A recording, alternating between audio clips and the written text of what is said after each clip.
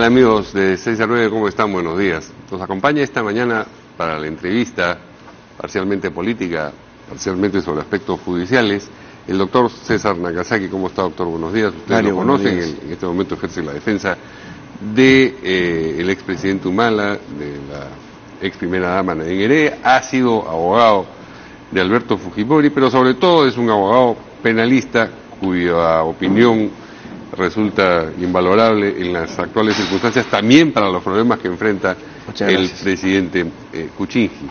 Pero inevitable que le pida también un comentario político, porque lo que ha ocurrido ayer es, digamos, un remesón político. Ha habido varias bancadas que se han partido, no sé si por la mitad, pero con un fragmento lo suficientemente grande como para que no pasara la vacancia. ¿Qué impresión tiene usted de lo que ha pasado?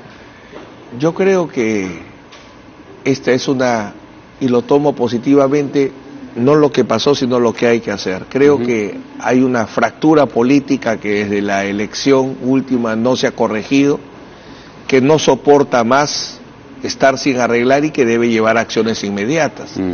Tiene que haber un gobierno definitivamente donde haya acuerdo con las diversas fuerzas políticas, y ahí la inteligencia del presidente para ver qué acción toma, y en lo personal él debe tomar una gran ofensiva en la explicación y aclaración de las cosas, tanto en la Comisión Lavajato como en la Fiscalía. El tema es que tenemos 2 años y medio y hay que terminarlos bien. 3 años y medio. 3 años, perdón, y hay que terminarlo bien. Usted dice la Comisión Lavajato en la Fiscalía. Eso nos lleva a pensar, primero, en lo que ocurrió en el Congreso y en lo que alegó la defensa, singularmente el doctor Borea ayer, y en general lo que dijeron los congresistas del gobierno, que no se está cumpliendo con el debido proceso. ¿Esa alegación, digamos, tiene asidero en la realidad? Bueno, como señalé, los hechos que vinculan al presidente Kuczynski, sus empresas y Odebrecht, tiene que ser investigado. El escenario ideal debió ser la Comisión Lavajato. Decidieron hacerlo en un proceso de vacancia presidencial. El reto era... Y podían, es lo que le estaba preguntando. Digamos, la Constitución aguantaba que se llevara sin que se hubiese pronunciado la Comisión Lavajato. Dependía de lo siguiente, de la capacidad del Congreso para garantizar el debido proceso. Esto es, permitirle que desarrolle la actividad probatoria que hubiese necesitado. Pensaba que el presidente Kuczynski iba a inundar con pruebas al Congreso, pero según lo que tengo entendido, finalmente eso no se ha dado, ¿no? Entonces, sí se podía hacer un debido proceso en el caso del proceso de vacancia presidencial, pero bueno, como se ha denegado, finalmente ya ese tipo no se va a analizar, ¿no? Pero hay 2 escenarios todavía donde tiene que defenderse el presidente Kuczynski, la Comisión Lavajato y la Fiscalía. Vayamos primero a lo más grave, la Fiscalía. En la Fiscalía él puede, digamos, ser investigado, no puede ser acusado todavía, mientras que permanezca como presidente de la República, a pesar de que los hechos que se le imputan son precedentes a su llegada a la presidencia. La inmunidad, esto es que no pueda ser procesado mientras que sea presidente, salvo por delitos específicos, funciona respecto a los hechos que cometa como presidente y a todos los anteriores también, porque existe efecto retroactivo de la inmunidad. Eso lo establecí en el caso del congresista Mufarech y la jueza Antonia Saquicurray, el efecto retroactivo de la inmunidad, que solo se ha cambiado, que ya no lo tienen los congresistas. Pero el presidente de la República sí, lo blinda respecto a cualquier hecho anterior o actual. Entonces, ¿hasta dónde puede llegar la Fiscalía? A investigar, establecer los hechos y todo, y preparar la acción su denuncia constitucional, preparar su denuncia constitucional a ser presentada efectivamente cuando él termine el mandato. Yo creo que hasta él podría haber discutido si podía ser investigado, pero en las actuales circunstancias él necesita pasar a la ofensiva. Él tiene en el más corto plazo que explicar a un 100% que no ha incurrido en ningún tipo de ilícito. Es una necesidad política, en realidad. Totalmente, totalmente. Yo creo que acá ya supera lo jurídico. En la Comisión Lavajato, ¿hasta dónde puede llegar esa comisión? La Comisión Lavajato, en cuanto a la investigación de los hechos, también a un 100%, a la totalidad, porque la Comisión Lavajato tiene que investigar por qué la corrupción a través de las empresas y la contratación del Estado, penetró 3 gobiernos, sí, e incluso 4. sí. Entonces tiene necesariamente en ese amplio ámbito de investigación todas las posibilidades. Lo Investigar importante, y termina su informe, se lo pasa a la... dos informes. Dos productos. Dos productos. Dos productos puede generar la Comisión Lavajato. Promover denuncias constitucionales contra quien corresponda. El 29 de julio del... Depende de qué funcionario. Ya. Depende, claro. Si es No, me Pedro estaba Pablo, hablando del presidente, en sí, realidad. efectivamente. Sí. Entonces puede producir justamente la denuncia sí. constitucional con ese límite temporal que tú señalas. Y lo otro, producir insumos. Sí. Para que puedan fortalecerse las investigaciones. Claro. Es evidente que el Congreso ha activado casos de la Fiscalía. La Fiscalía recién anuncia que está investigando el caso del presidente Kuczynski, por ejemplo. Si no se hubiera producido el terremoto político en el Congreso, probablemente eso no hubiera prosperado. Ten presente que ya habían archivado una denuncia que hace la ex procuradora Ampuero. Ahora, superando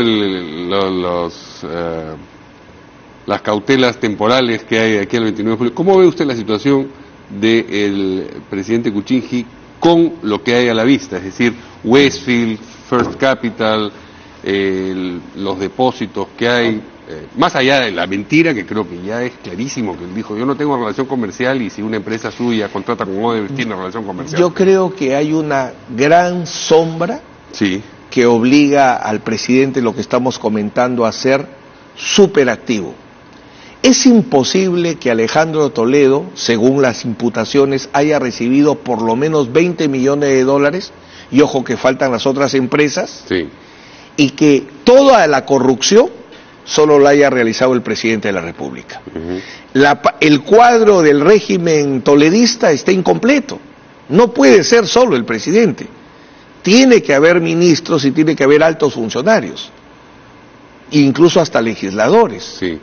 Entonces, para que el presidente Kuczynski salga limpio, y él tiene que salir limpio urgente porque él es presidente hoy, no es un ex gobernante, él es el gobernante, él tiene que demostrar a un 100% 2 cosas: que ningún acto ministerial está manchado por corrupción, que todos los actos ministeriales son técnicos, son correctos, y que por tanto todos los servicios de sus empresas, directa o indirectamente, fueron correctos y neutros.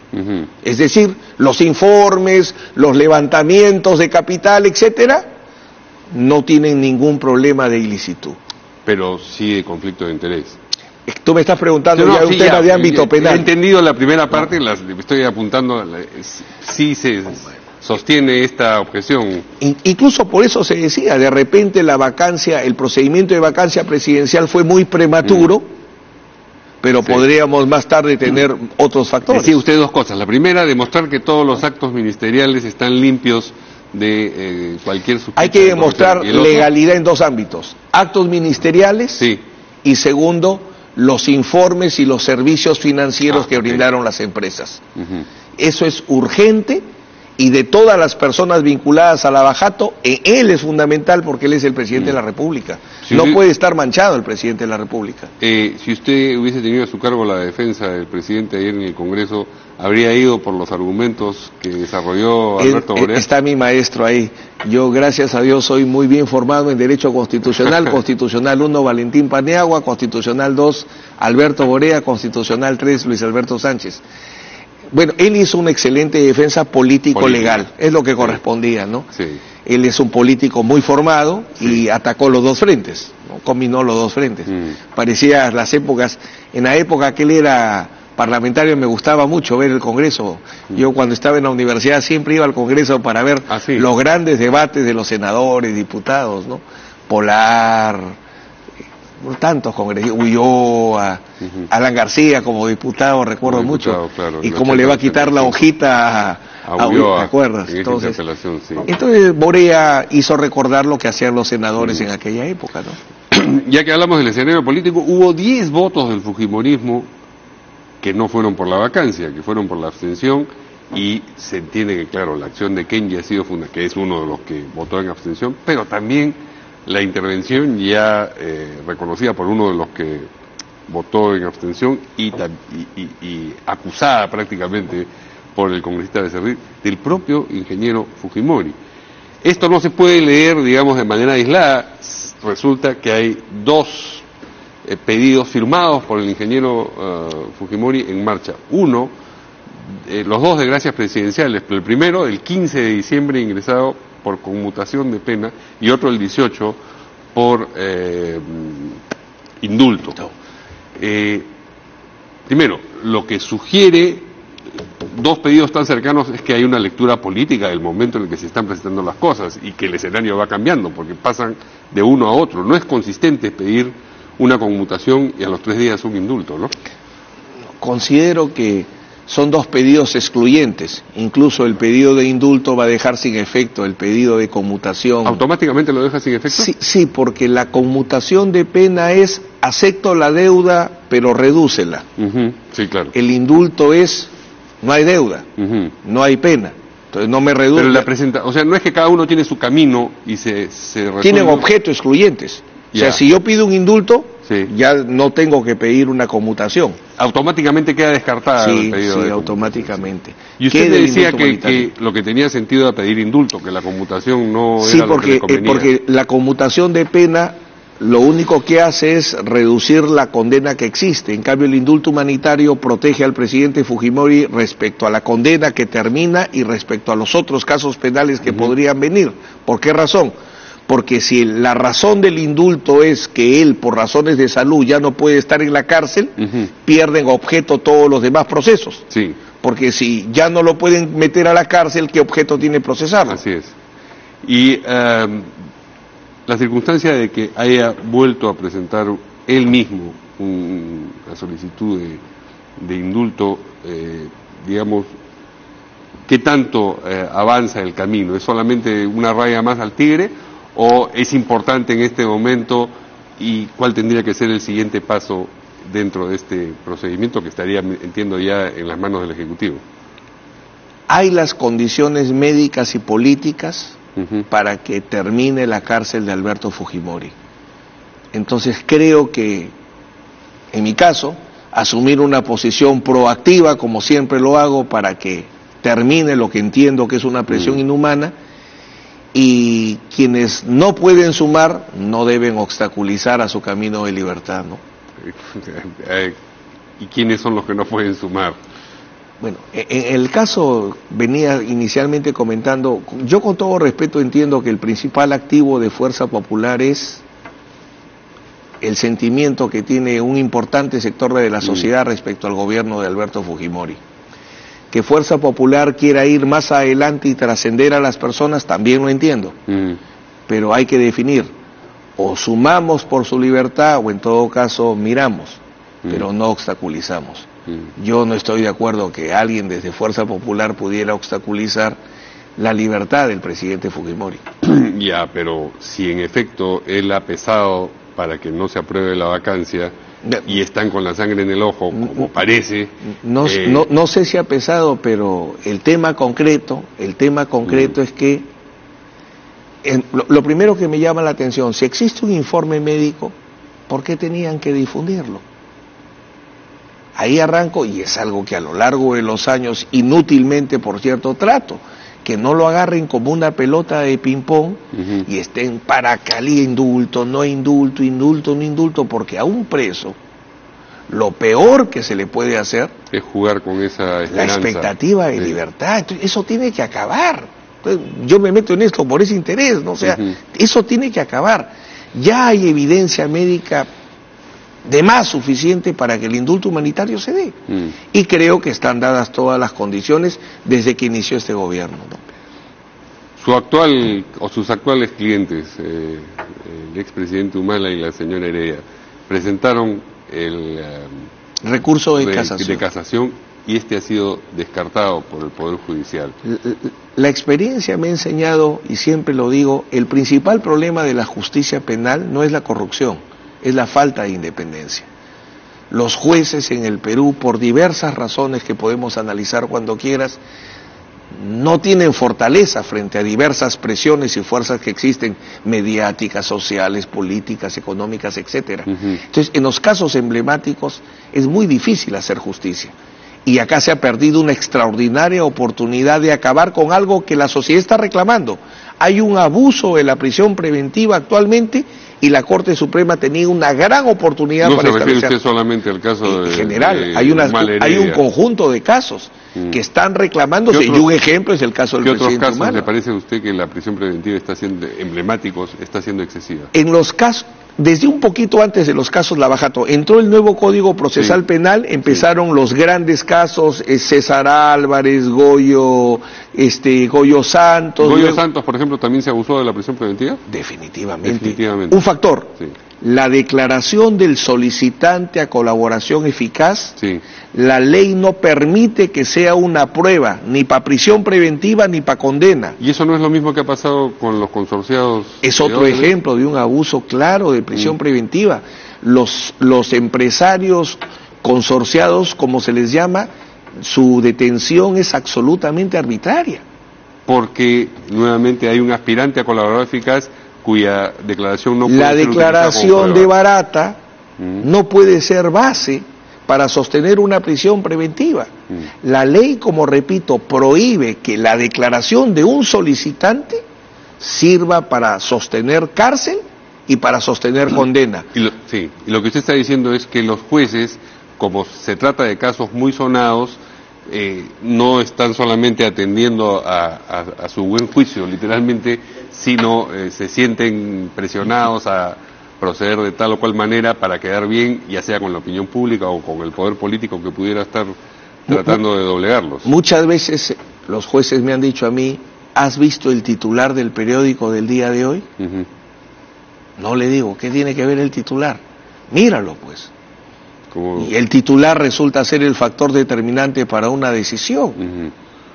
Otra vez recuerdo mucho un juez supremo que me decía, yo iba por un caso de homicidio, habían absuelto a mi cliente, llego y le digo al juez, posición, me dice, tu cliente es un narco. Le digo, pero el caso es de homicidio. El comercio dice que es narco. Y si el comercio dice que es narco, es narco. Así que es nula la absolución.